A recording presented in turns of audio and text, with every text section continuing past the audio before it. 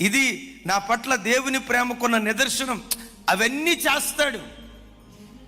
దానికంటే విశేషంగా శిక్షాదండముతో దేవుడు నిన్ను కొడతాడు.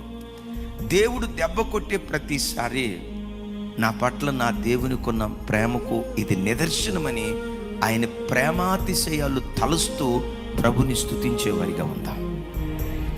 సరేనయ్యా, శిక్ష దేవుని ప్రేమకు నిదర్శనం అన్నావు, అసలు దేవుడు ఎందుకు శిక్షిస్తాడు?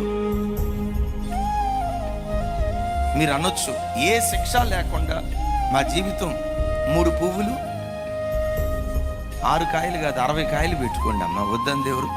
3 పువ్వులు 60 కాయలుగా నా జీవితం ఉంటే 24 గంటలు ఏసయ్యా అనకపోదునా? నాకు ఈ శ్రమలు దేవుడు ఎందుకు ఇస్తున్నాడండి? ఎందుకు దేవుడు శిక్షిస్తున్నాడండి? దేవుడు నన్ను శిక్షించటానికి కారణం ఏంటి?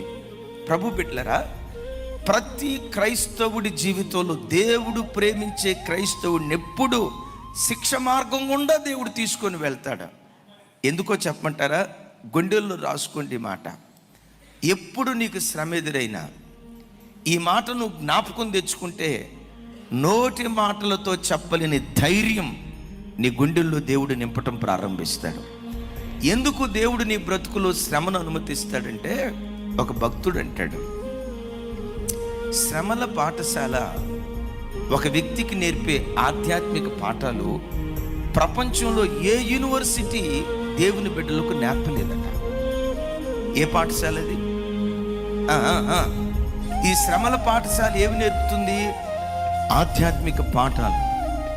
శ్రమల పాఠశాల నేర్పే ఆధ్యాత్మిక పాఠాలు ప్రపంచంలో ఏ యూనివర్సిటీ నేర్పలేదు. దైవజనులు యేసన్న గారి దగ్గర మీరు వాక్యం విన్నా, మన అధినేత మన నాయకులు దైవజనులు రాజశేఖరయ్య గారి ద్వారా మీరు వాక్యం విన్నా, నేను ఎప్పుడు చెప్తా కదా, మన మధ్యలో ఉన్న బిషప్ గారి వాక్యం విన్నా, ప్రపంచంలో ఎవరు వాక్యమైనా వినండి. వాక్యం ఒక లోతుకు నడిపిస్తే భక్తి పరిపూర్ణతలోకి నిన్ను నన్ను నడిపించేది శ్రమల పాఠశాలే అని చెప్పటంలో లేశమైన సందేహం లేదు. చప్పులు కొడుతూ స్తోత్రాలు చెప్దాం. అందుకనే హెబ్రీ